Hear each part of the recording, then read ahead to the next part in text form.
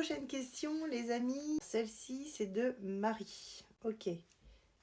Y a-t-il une vie parallèle dans l'au-delà? Ben oui, les amis. C'est ce que je vous expliquais sur d'autres vidéos, mais on va le reprendre parce que c'était pour Marie, cette question. Merci pour ta question déjà, c'est super gentil à toi. Comment je vais pouvoir l'expliquer? Alors en fait, là, on est incarné dans le corps terrestre. Et en fait, quand on décède, on arrive sur un autre plan énergétique.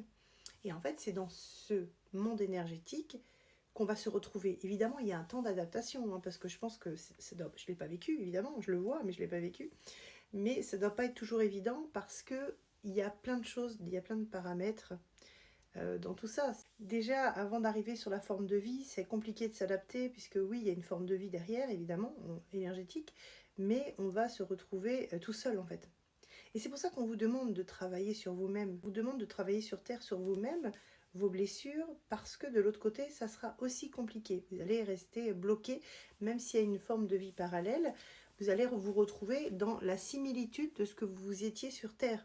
C'est-à-dire que plus vous allez faire une belle vie sur Terre, plus vous allez bien vivre de l'autre côté et bien mourir en fait. La forme de vie, elle se passe selon le plan de chacun, selon aussi ce qu'on a décidé aussi d'aller vivre, et surtout si on a envie de s'en sortir.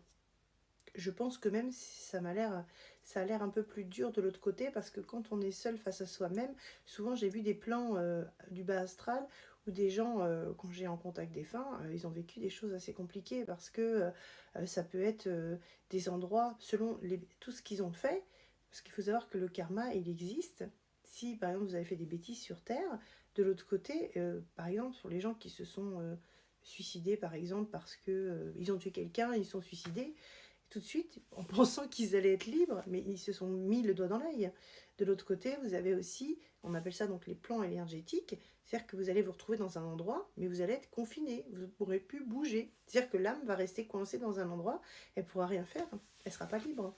Ben non, puisqu'il y a une justice divine qui existe, les amis. Donc, c'est assez étrange, mais oui, il existe une vie parallèle et qui continue de l'autre côté selon les plans et selon le bien que vous faites. C'est pour ça que sur Terre, c'est intéressant de faire le bien, de s'occuper des gens, d'essayer de conscientiser pour pouvoir justement arriver de l'autre côté en paix. Parce que si vous n'êtes pas en paix avec vous-même, déjà même dans la réincarnation, vous allez encore revivre des schémas répétitifs, ça sera compliqué. Et de l'autre côté, c'est pareil. Donc du coup, le fait de conscientiser les choses et de les travailler sur Terre feront que votre vie de l'autre côté, vu qu'il existe une vie parallèle, elle est énergétique, elle est... voilà, c'est... Je vois des gens des fois qui vont rejoindre leurs parents,